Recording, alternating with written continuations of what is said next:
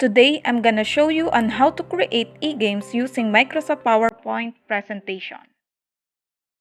The first thing that you are going to do is to click or open the Microsoft PowerPoint presentation icon in the desktop.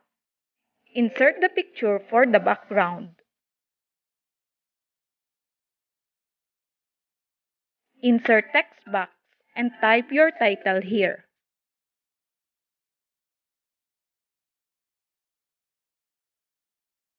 Click Shape and insert the rectangle on this slide.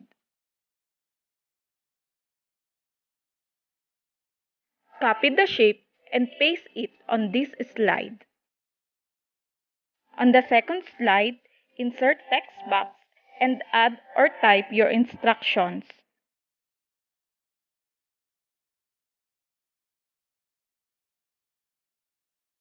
Insert the shape on this slide and add the arrow right shape. Insert and add your chosen shape. Edit text and type menu.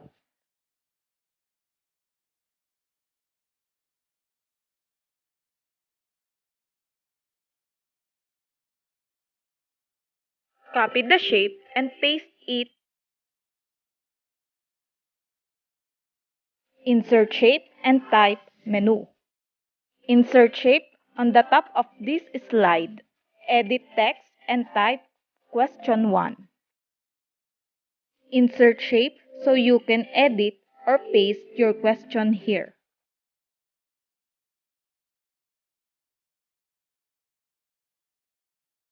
Insert and add shapes for the choices. Type or paste the choices in question number 1.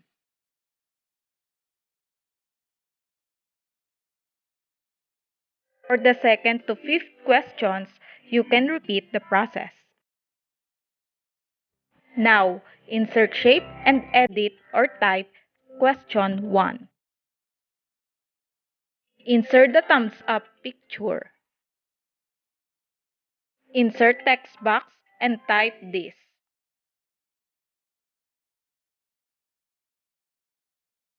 Insert shape and edit text.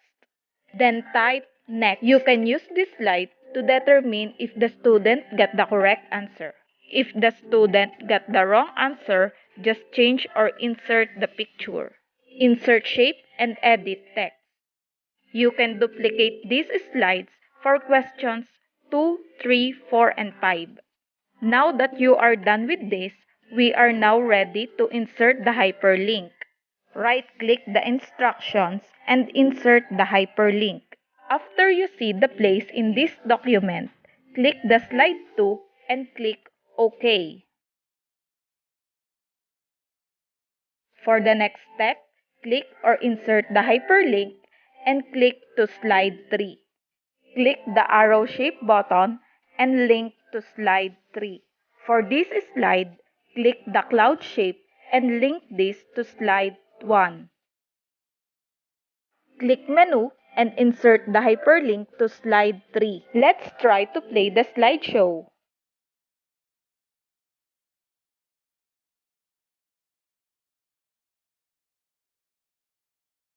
For the hyperlink of this slide, just insert the link according to their slide.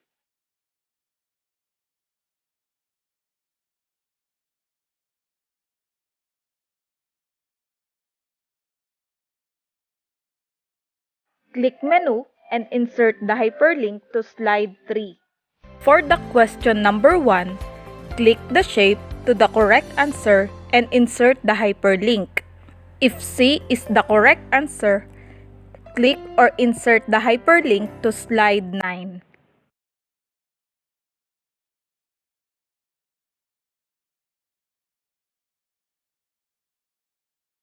Now that you are done to insert the hyperlink on the remaining questions, proceed to the next step. Proceed to slide 9 and click the next button. Insert the hyperlink to slide 5 or question number 2. Click the back button and insert the hyperlink to question 1 or slide 4. Then repeat the process for the remaining slides. Now, let's play again the slideshow.